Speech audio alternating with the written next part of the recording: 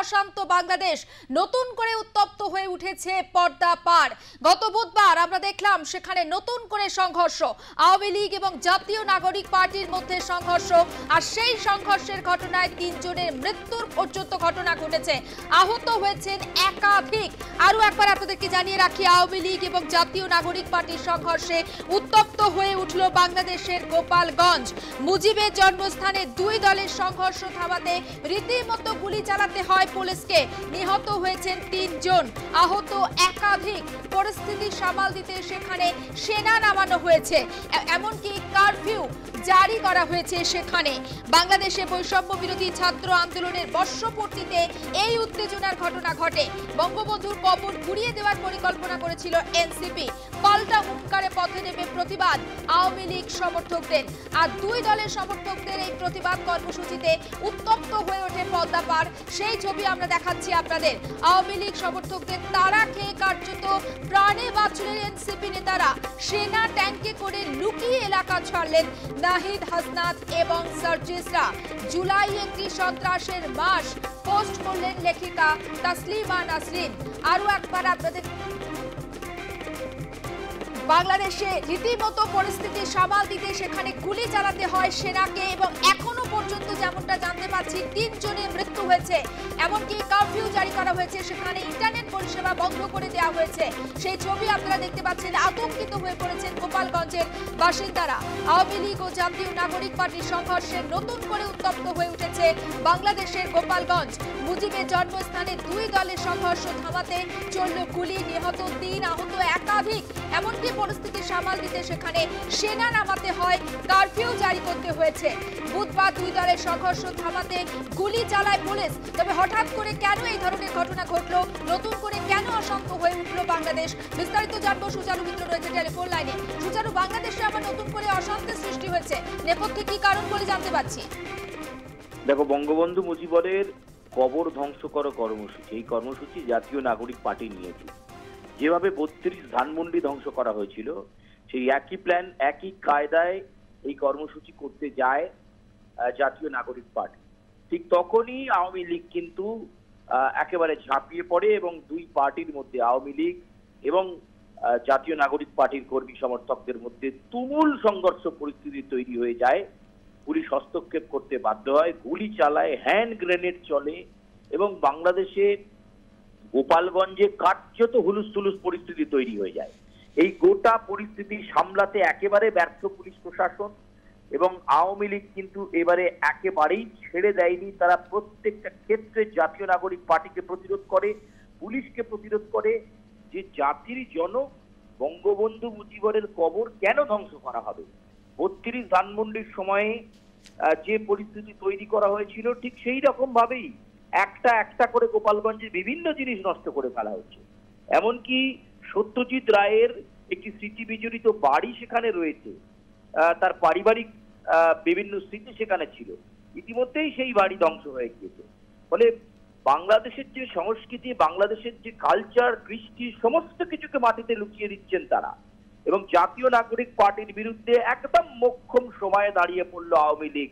এতদিন পর্যন্ত আওয়ামী লীগের কর্মী সমর্থকরা অনেক ক্ষেত্রেই সরকারের চাপেই হোক বা মিথ্যা পুলিশ কেসই হোক, একাধিক মামলায় ফাঁসিয়ে দেওয়া হোক, এই সমস্ত ভয়ে তারা নিজেদেরকে আন্দোলনের মাটিতে রাখতে পারেন।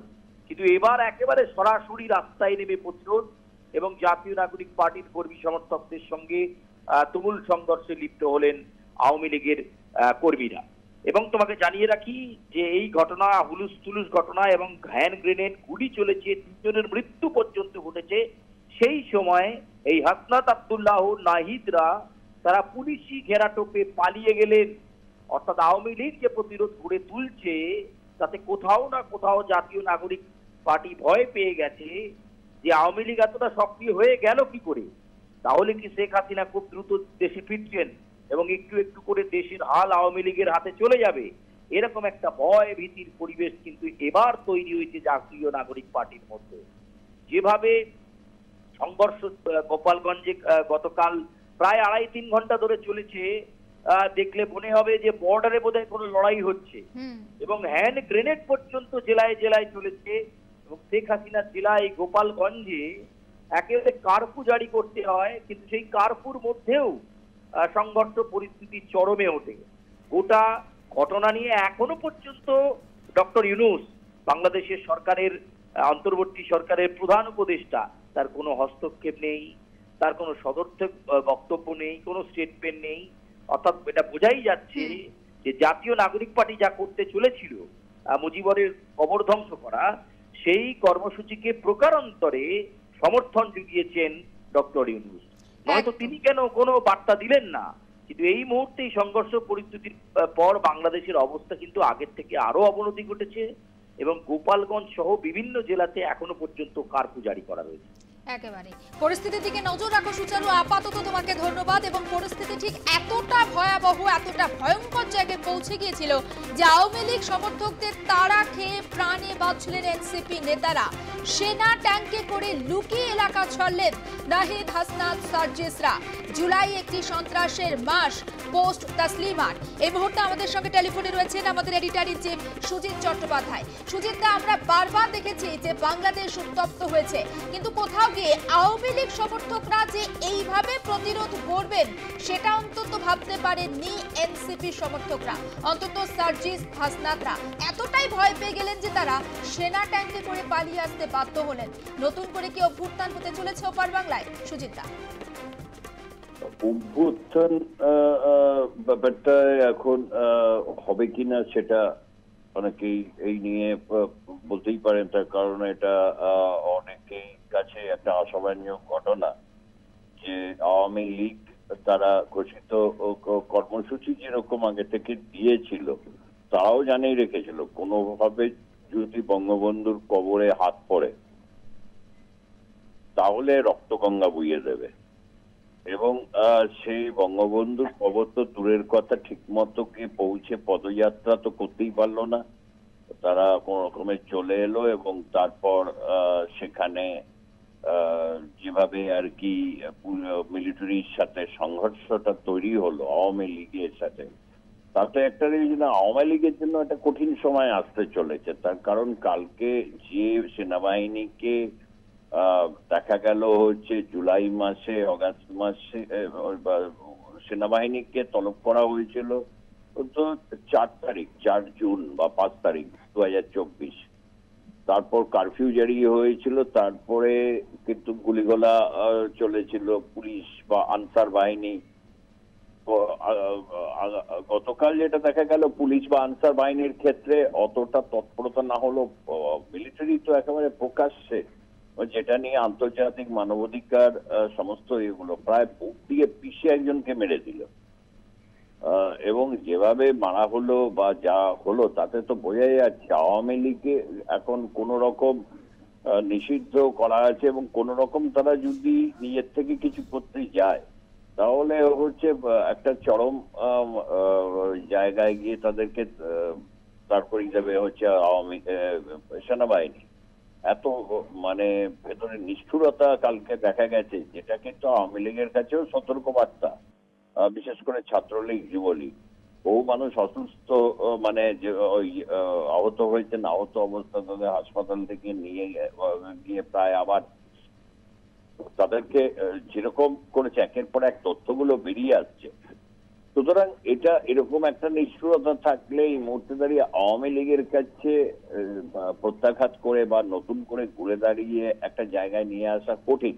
তবে হ্যাঁ, এই গোপালগঞ্জের বার্তা কিন্তু বিভিন্ন জায়গায় যাবে, আরো নানা রকম ভাবে কিন্তু এনসিপি বা কিংস পার্টি বা হচ্ছে এরা কিন্তু আর একটা সমস্যায় গিয়ে পড়বে। এদের বিশ্বাসযোগ্যতা এবং যেভাবে আর কি পালিয়েছে ওই রকম চ্যালেঞ্জ ছুড়ে গিয়ে এরকম মানে বোকামি করাটা তাদের কাছে একটা বড় রকমের কিন্তু ধাক্কা। এবং সবচেয়ে বড় কথা, বিএনপি কিন্তু এই জায়গায় উৎসাহিত বোধ করবে, তার কারণ এনসিপি এবং হচ্ছে তারা মারামারিতে অতিষ্ঠ হয়ে পড়েছিল অনেকে।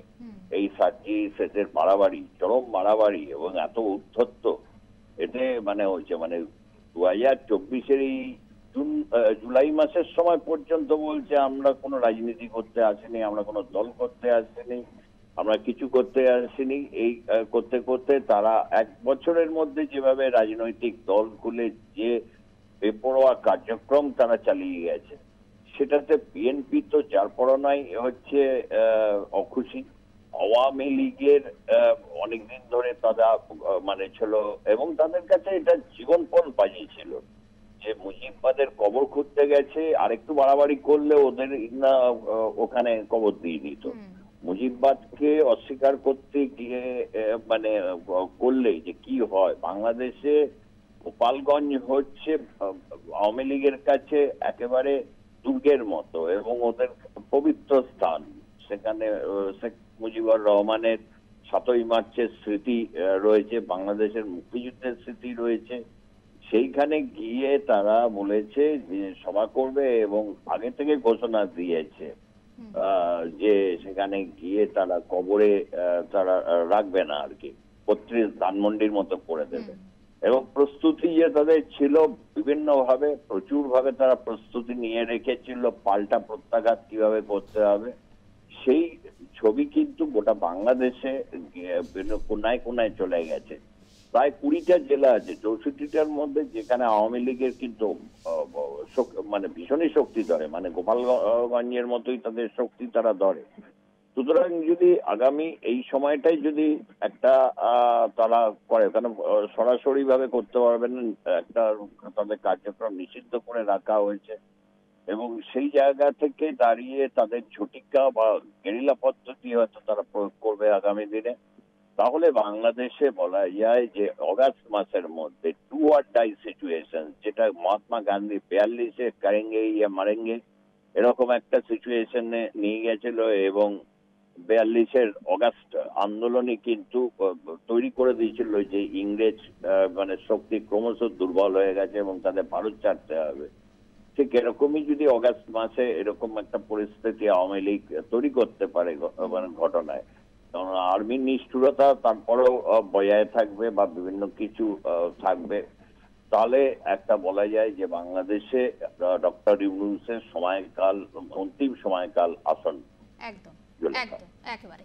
অনেক ধন্যবাদ। আমরা কথা বলছিলাম আমাদের এডিটর ইন চিফ সুজিত চট্টোপাধ্যায়ের সঙ্গে, এবং বাংলাদেশের পরিস্থিতি যে আরো ঘোরালো হচ্ছে সেটা আর বলার অপেক্ষা রাখে না, কারণ আওয়ামী লীগ সমর্থকরা যে এইভাবে অন্তত প্রতিরোধ গড়ে তুলবেন সেটা অন্তত এনসিপির সমর্থকরা তারা কল্পনাও করতে পারেননি।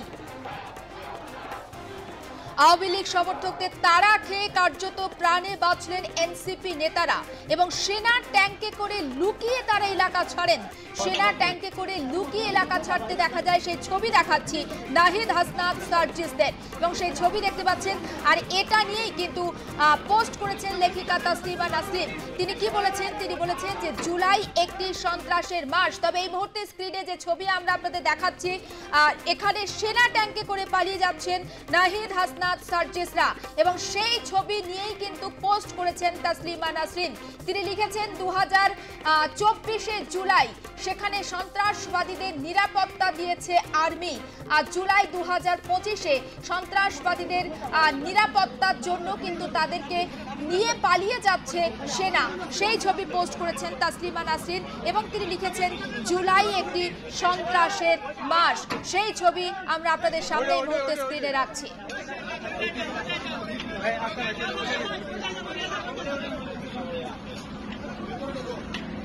আর কেউ আছে যারা আবার কই